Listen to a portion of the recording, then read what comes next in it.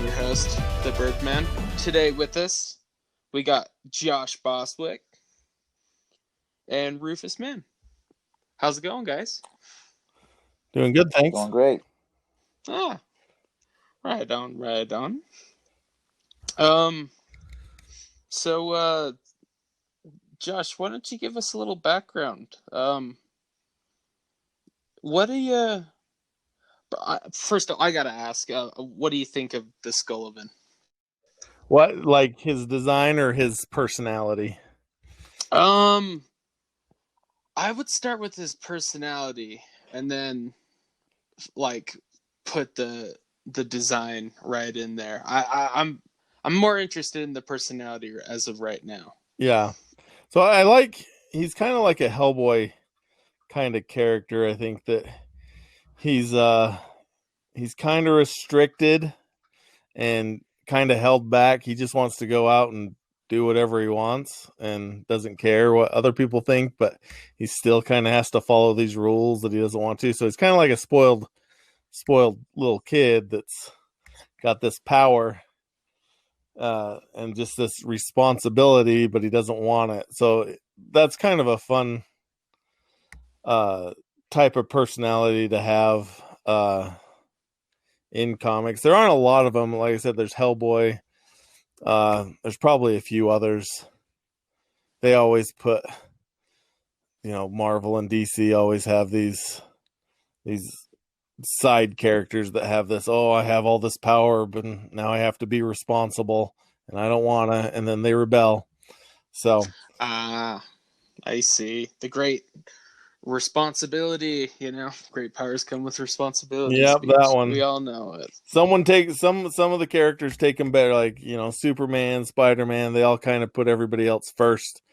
But he's kind of like Hellboy, where he's just like, fine, I'll go do whatever you want me to. I'll beat up this guy. I mean, I like beating up guys, but I'll do it for you, kind of thing. He's not a bad guy. He's not a good guy. He exists. He's just there. He's there, and he doesn't really have a purpose yet. I don't think he has a purpose. Maybe Kate has come in with a purpose for him later down the line, but right now he's like a angsty teenager. All right. I'm already interested.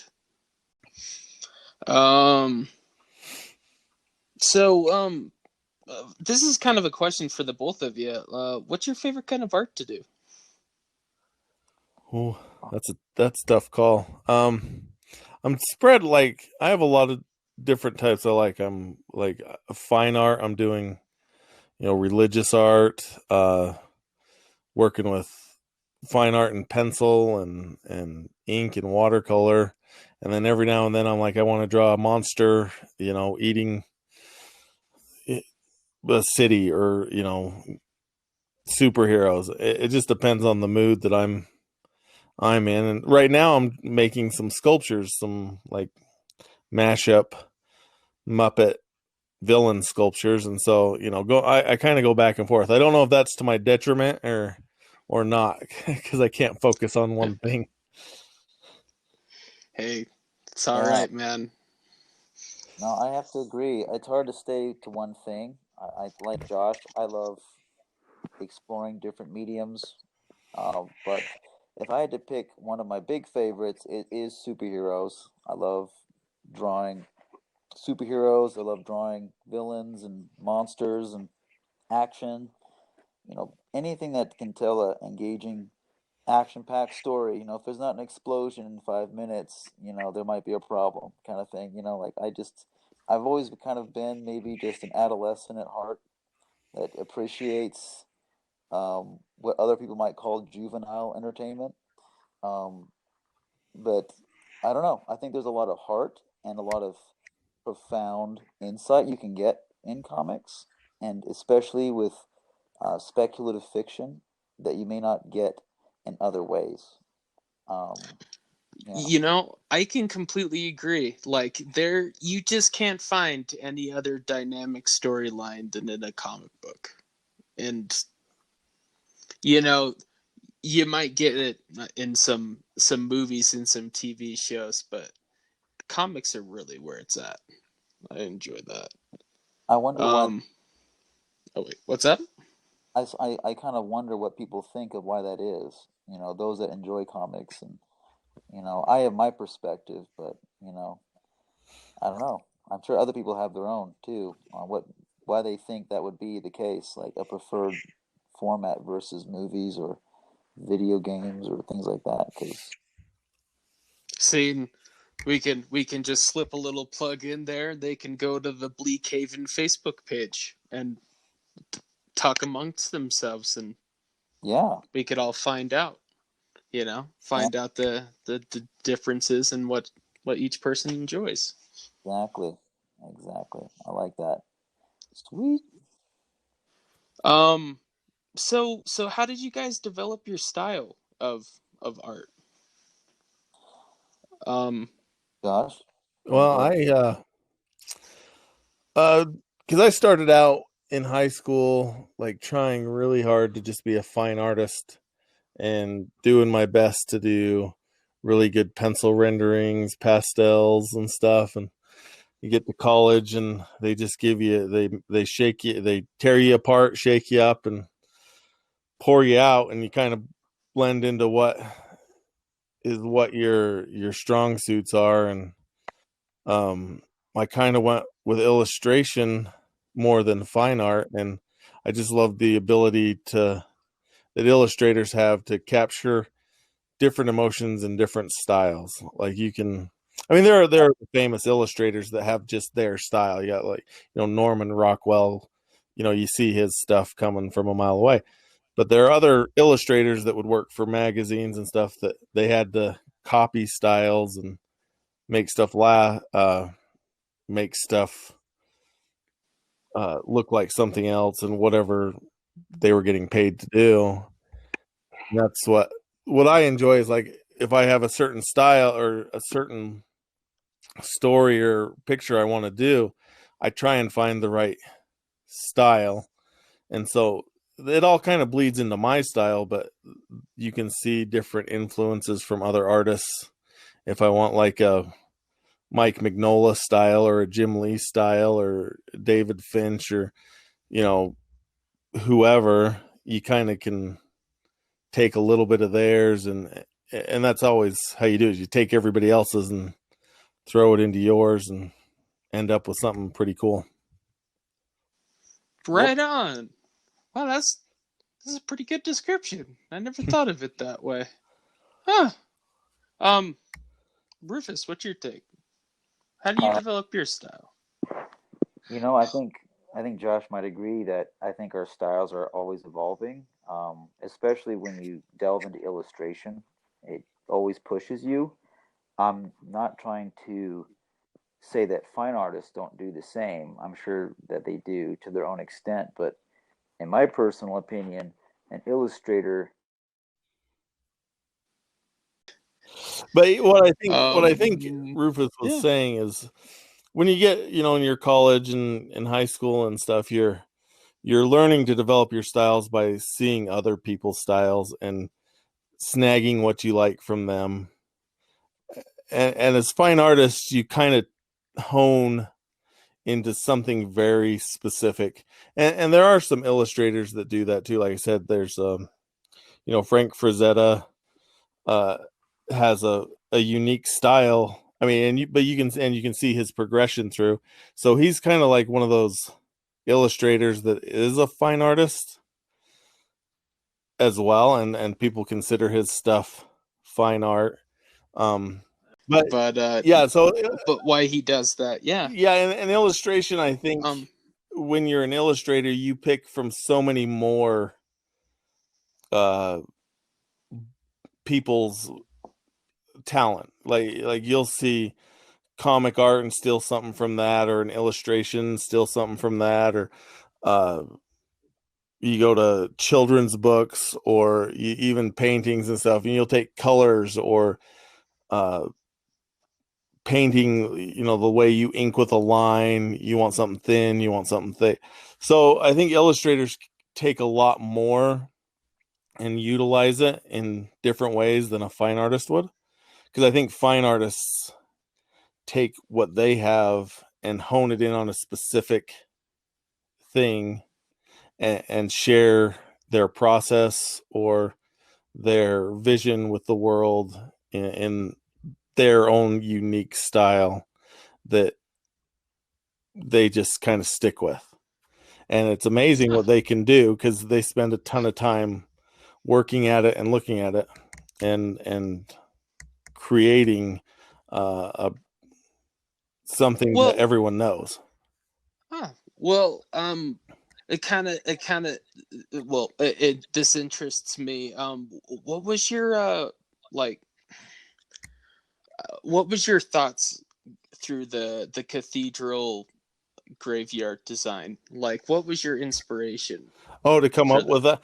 It was I knew I wanted a smaller cathedral because those are just because you don't get giant cathedrals in graveyards. So Cade had specific things he wanted in the cathedral, and I just went through the internet looking for graveyard churches and trying to figure out what I thought was interesting and not just overdone. And I found this one cathedral that was in, I think, Norway, and it had these curved backside and a kind of a Nordic Viking style roof and with a little curve to it. And I just thought that was a little out of place in this city, so I thought it would work really well.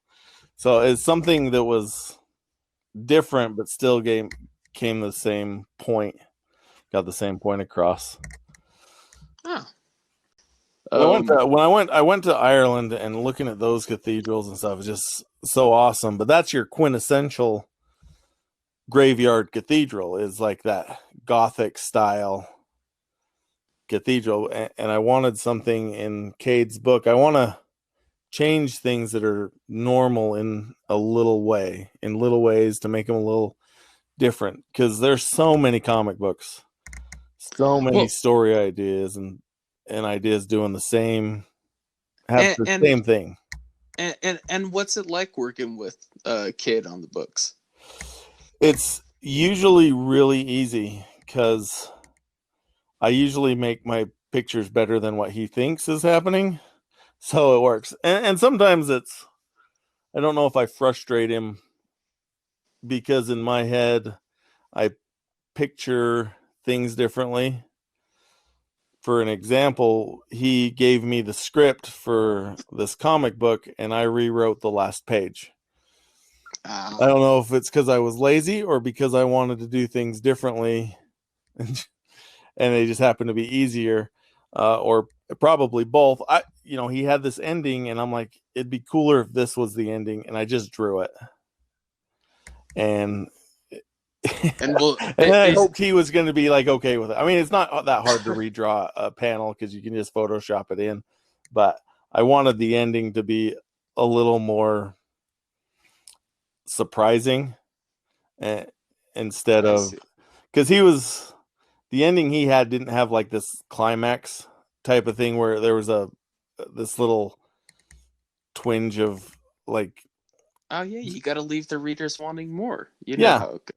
So it only has the one little characters that he deals with, and then at the end I threw in a third character that we hadn't seen yet, and we'd talked about it earlier, and Cade and I in a different setting, a different thing, and I thought it would be fun to throw that character in at the end of this comic. Oh, so is your end gonna be the end, or is it his end? Oh, it's my end. Be at the end. Oh, all right. Sometimes you got to just put it out there, and if it works, it works. And luckily, Cade thought it was a fun, because I usually can give an explanation as to why I do what I do, and he liked my picture and my explanation, and so we kept it in. That's kind of nice. It's kind of inspiring when someone else can join in and is open. Yeah, to you the make the actual fact, creative. I think Kate and I can work together pretty well in bouncing ideas off of each other. We have the same kind of weird little mind, and I enjoy most of his little things that he comes up with. And sometimes I just like to throw my ideas in and see if they work. And most of the time they do. Sometimes they're dumb. But this one was the end of and I didn't really change any of the words that he gave me. I just changed the frame into something different than what he had expected. So he doesn't have to change the script. I'm looking forward to seeing what the end is. Who inspired you to become an artist? That was really the only good thing I was good at was drawing. At first I wanted to be an astronaut, you always want to be an astronaut, so I was always drawing pictures of spaceships. And then you want to be like a zookeeper, so you draw pictures of animals. And I eventually just drawing was what I was good at. And I tried making a career out of it. I was going to be an architect, but math is way too hard.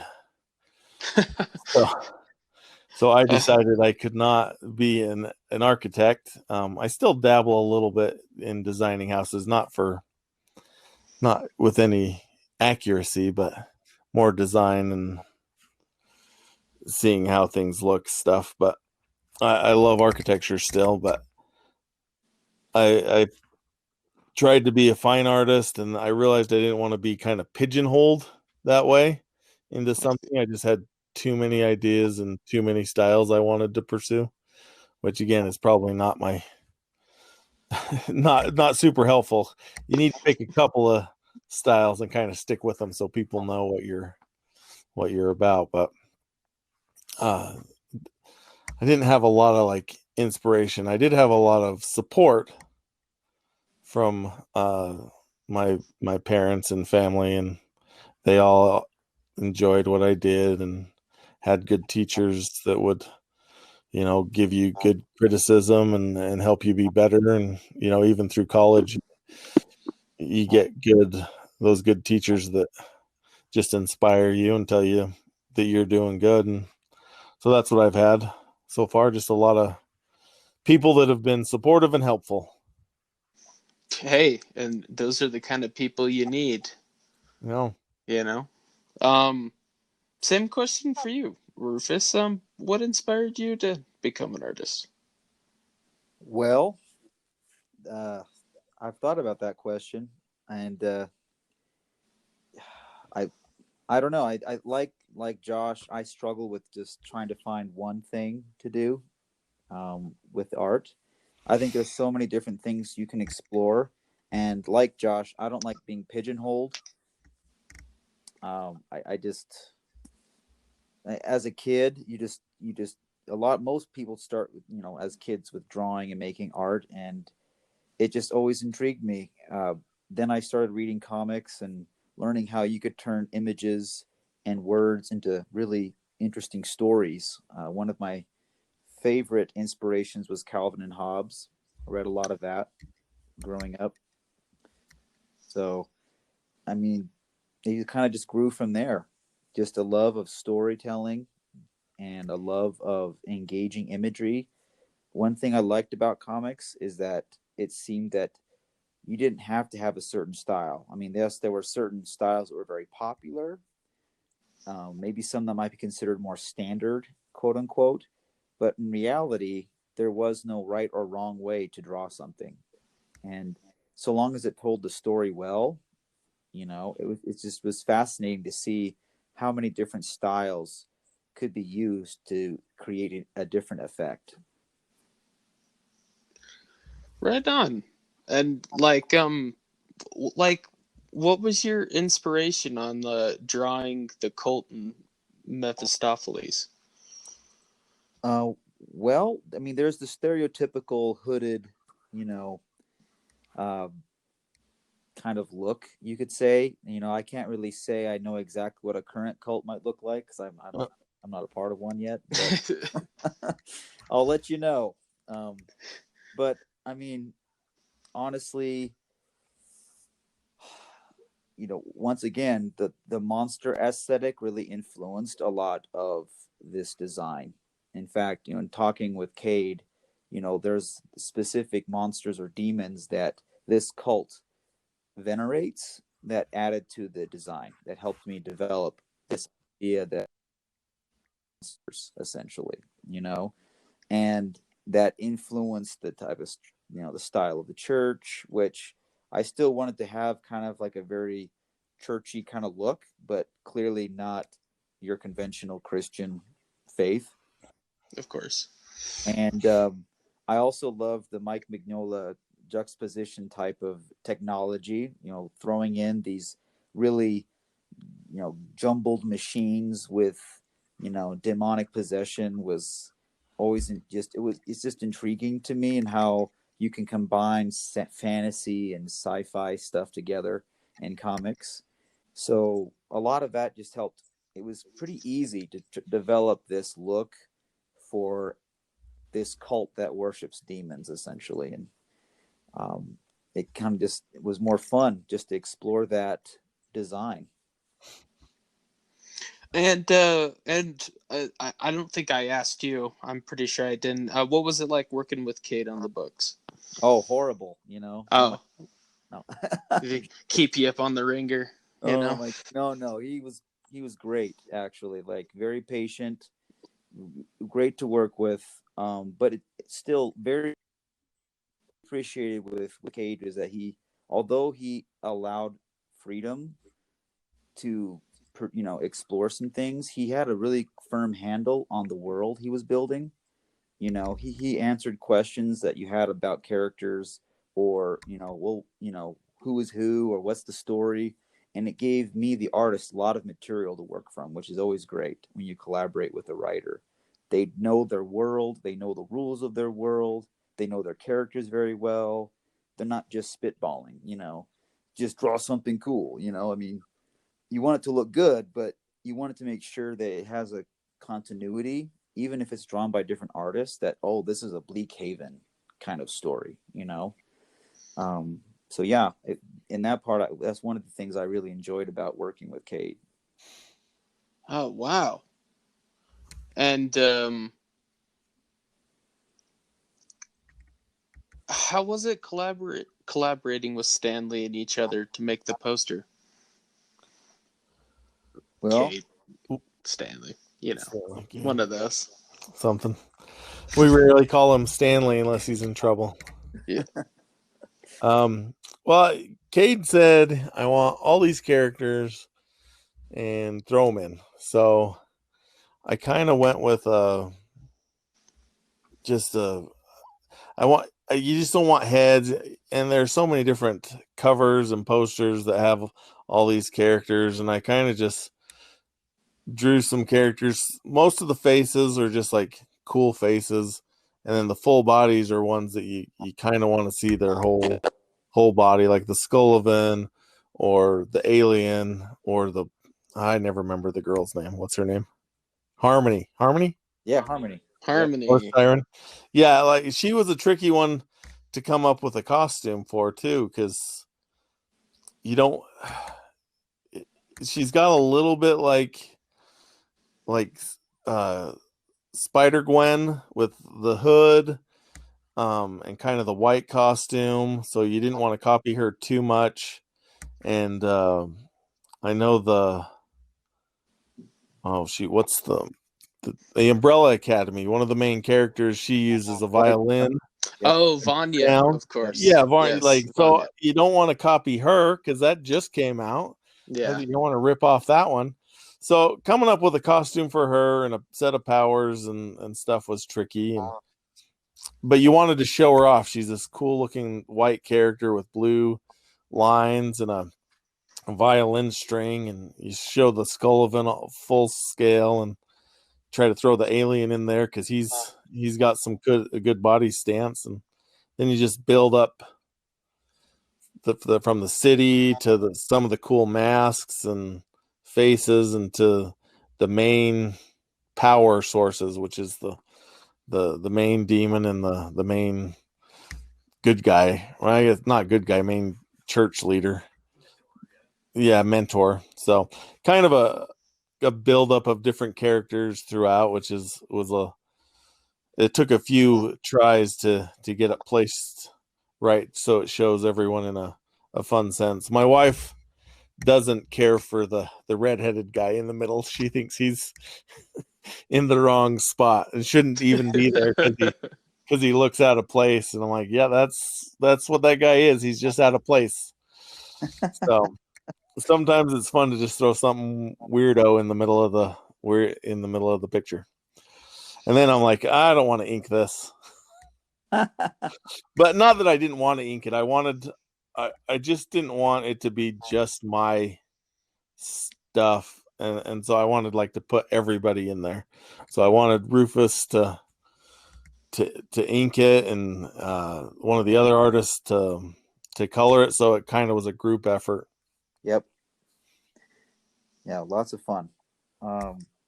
Well, I mean, Josh really is he's kind of the mind behind so many of these designs. I mean, I can only really say I contributed towards Mephistopheles to a tad, but really, Josh established pretty much all of these characters in their look, the monsters as well. I mean, just, I think, pure genius. I think he did the Harmony character justice with that because I did not get a Spider Gwen or a White Violin impression when I saw her, although I could see what he was talking about. But honestly, there's just a lot of originality in these characters, and he did all the hard work. I mean, there's in comics, usually the penciler gets paid more than the inker because there's just so much of the actual construction that gets done, and most of the heavy lifting is done by the time the inker gets to just play with it. And that's what I got to do. I got to just take a beautiful image and just draw on top of it, and it was way easier than drawing everything myself. And really fun to just, you know, work with the style that Josh has. And, you know, as an artist, you're always getting cues from each other, and, you know, you can't help but glean, oh, how does he make these choices with his art, or, you know, these types of strokes, or these cross hatching, and, you know, and how can I add to it, or, you know, not take away from it. You know, it was very interesting to do. I don't get to ink for someone else as often as I would like, but Josh was a great start. Well, that's great. You know, and a quick question for the both of you. Which is your favorite monster, in my opinion? That's my question for you guys. But which is your favorite monster? Well, I like the Snaggly Gaster because it's fun to say and it's fun to watch. I mean, I got to draw the Snaggly Gaster, so I'm a little biased, but you know, it's hard to pick, honestly. Like Josh, he was born to make monsters. Like, I love what he comes up with, his mashups, everything. So it's hard to pick, but I'm partial to the Snaggly Gaster right now because I got to draw that awesome monster, and it's just really cool. I think I have two that are my favorites. One of them's cool because it's just you don't want to see it ever. Like if you saw it, you'd just run. It's the wolf spider. Oh yeah, Yeah, that would be, and he's kind of fun to draw. He's difficult to draw because, well, spiders in general for me are difficult. Like trying to make all the legs the same, you know, put them in an interesting pose, but then you have this wolf head and you've got like the wolf feet on the bottom. So they're tricky to draw, but he's a cool like monster you don't want to meet in the forest. right. And then the other one is I don't know if it has a name, but it's a doll. A doll face, I guess is his. Oh yeah. So it's the next book that I'm going to draw. It's this doll that is based off one of my sculptures that the face splits and there's a skull inside, and so it and then the arms split off, and this black like oozy goo comes out, kind of like venomy style goo, but Oh man. And so it stands up and it can be as tall as it wants, but like it's got this little arms hanging off of the goo and this little doll body swinging between the spindly legs and stuff. It's just super. It's one of those that you're like, if you were in a haunted house, that it's just. So hopefully this is my first book was not like super creepy. It was more actiony, and Right. this one I'm gonna try and make super creepy and scary. Oh, Because the nice. monster in this one is, other than like seeing my reflection move in the mirror, that's like my top horror thing for me. If I was in a house and saw my reflection move, I'd be done for. But this is number 2. Like if the doll started morphing into a monster, that's it for me. I'm usually pretty good with scary stuff, but those are my two Yeah. horror movie things. I think if I had an encounter with that, you would just see a brown streak going right through the exit. That's what would happen. That's awesome. Do you guys have any advice for future artists or aspiring comic book artists? Ooh. I know that was a tough question to ask. Well, I mean, Usually when I tell people about comics and kids that want to get started, I know this usually isn't very kosher, but I always tell them to trace the people that they like, because you trace it, you get that muscle memory, and eventually, and you're not tracing to sell it, or you're not tracing it to win like awards and art shows or anything, but you're tracing it to get that muscle memory, to get, you can, like, I grew up studying how to draw hands and faces, and I was taking measurements and doing this and that. And if you're going to be a fine artist, you do need to know that stuff, and it's super important. But to get a quick muscle memory of how to draw eyes and mouths and figuring out where they are, just to get your basic placement of stuff, tracing's was my favorite thing to learn, because you can trace a bunch of different people in a day, a couple weeks, and then you can draw a hand. Like, you don't even need to look at it. You can just draw it from memory and go. And as a starting point, I think it's a good tool to, or a good exercise. And a lot of artists will be mad at me for saying that, because you're like, oh, you can you should just learn to draw straight from, but it speeds up the process. You know who Drew Struzan is, right? He draws movie posters for Star Wars and everything. He traces so he can get it accurate, and so he has to be speedy. And yeah, he could draw it from, just from looking at a picture and creating something, but there are artists that trace. Fine artists in the Renaissance would use mirrors and glass to trace, and it's not a horrible thing. People say it's a horrible thing now, but as a good exercise to try to get to where you want to be, I think it's a good starting point, and then you can develop your style base, from then on. Once you get the basics down, which is important to learn, how many heads high people are, or where a hand falls in your, against your body, or where the eyes are placed. That's always important to learn. But most of the people now, they've done it so many times that they can just whip it out, and they don't need to, they can just eyeball it. So, taking people's stuff that they've already learned and utilizing it, and I think a quicker way and get you that muscle memory down pretty quick, is a good way to start. Hopefully no one hates me for saying that. Somewhere Chasing Amy fans are going all over saying tracing's not bad. See, Jason Lee wasn't bad. Right. Right. Oh no, the thing about art is that it's incredibly subjective, and it's very hard to measure. I think a lot of people want to think that art or drawing is just confined to fundamentals, and fundamentals are important, like Josh is saying. Like for certain types of drawing or disciplines, there are fundamentals, there are rules, and it's not like you should not try to learn them and master them. But I think one of the things that I enjoy about artists like Josh is that there's an element of freedom involved. Like if you're not having fun, then you probably shouldn't be drawing it. You know, so I would also encourage new artists to really stick to what they love and start there.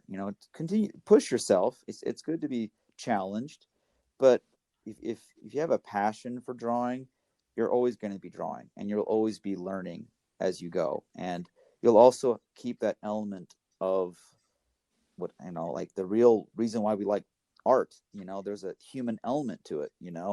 uh, Computer generated stuff still has a hard time trying to mimic the the the whimsical nature of the human hand. you know so I would hope that most artists that come into their own, they learn the fundamentals, but they don't feel bound by them. That they can still realize that, hey, there's a reason why there's a wide variety of artists out there.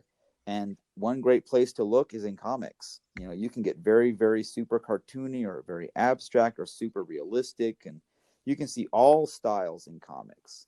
In fact, I think some of the best artists can draw comics, because you have to draw everything. You have to draw buildings and people and vehicles and objects and perspective and emotion and stuff that people can't really describe, and all of that stuff comes from a love of drawing. you know because I've seen a lot of technically beautiful, accurate drawing that has no life to it. It doesn't resonate with me. you know um so that's kind of important too. I think as an artist, you got to remember that. You got to have that passion part of it, and for every person that's different, and that's okay. And I think that's what makes comic books so great, is the wide variety of art that's out there. Yeah, There's not just one specific art style that is great. yeah, you know exactly. what are you guys looking forward to in the future, Bleakhaven? Well, I'm always looking forward to more of Josh's monsters. So whatever else he wants to cook up, I'm down for. Because that means I get to draw some of them. So I'm looking forward to more monsters and more crazy stuff like that. Just seeing what this world is and exploring more of it, because there seems to be a lot of layers to it from what I have already experienced. Yeah, I love the Twilight Zone, Outer Limits, and I like the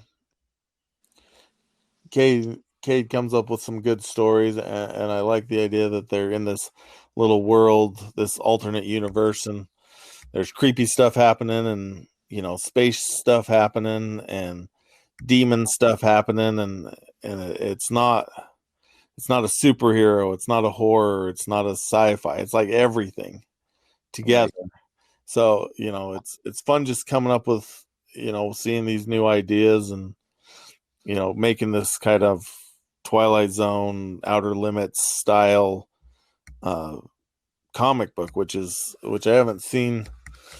For there aren't very many of those. You normally have like a superhero. He does a run of 6 issues, and then you start him over with a new artist and a new writer, and you do another story arc. And this can be, Cade's idea can just be, can go anywhere. You can have like any director you want coming in and writing, or any artist you want, and it'll all fit together, because it's a city. It's made up of different cultures and different people's gods and monsters, and there's no rules to it, and except for It's a try not city to of get junk. eaten, I guess. Right. Number one rule: don't get eaten. There you go. So yeah, Don't get eaten. yeah. And being able to draw all these like different things. Like this one was kind of an action superhero one that I did, and Rufus is a demonic possession one, and this next one's a horror movie, and maybe next one we can have a space or a little more sci-fi, and having that to be able to go and do different genres in the same book series anthology is going to be a lot of fun. I agree.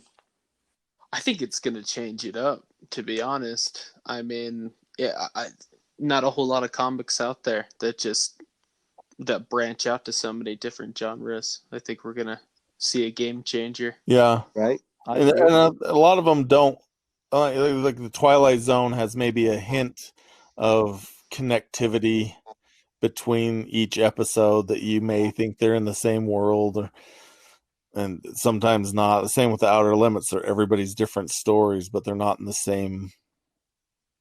Nobody's ever in the same world.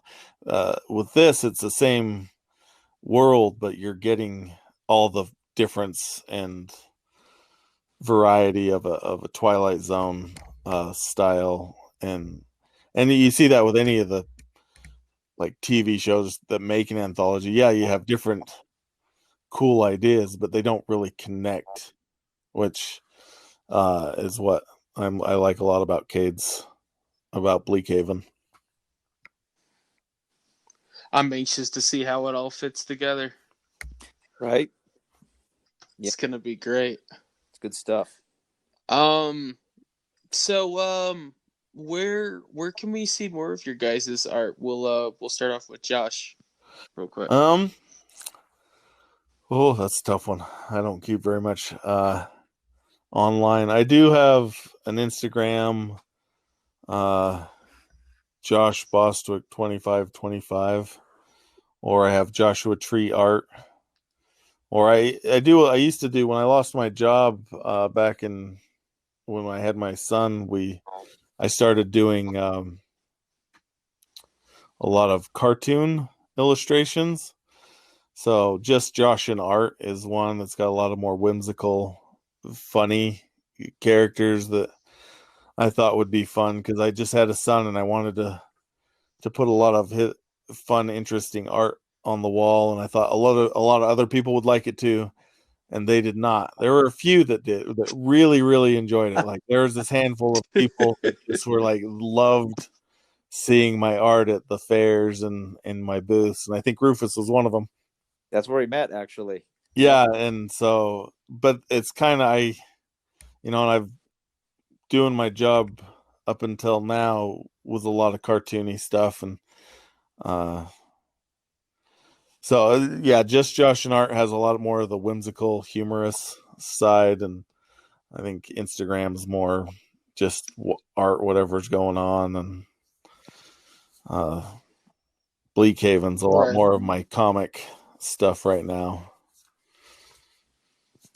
Right. Yeah. Well, my comic stuff. You can see Rufus Mantra, RUFUSMANTRA. That's where you can find some of my more comic book type art. Caricature work is Rufus artwork. So this kind of depends on what strikes your fancy. And like Josh, I struggle with digital updating of portfolios. I think a lot of artists struggle with that because we get so busy and we forget that, oh yeah, I should probably update my profile a little bit, and it usually comes in clusters. I just will do a dump of images. So they're fun images though. So yeah, thank you. They're fun to draw. Well, awesome. Well, guys, I think that's going to conclude the podcast for today. Awesome. So thanks, guys. That's been Josh Bostwick and Rufus Man. Awesome. Thank you. Thank you very much. Not a problem. Make sure, folks, to go to Bleakhaven on all the social medias, Facebook and Instagram, and also check out the official Bleakhaven podcast. Till next time, I've been the Birdman.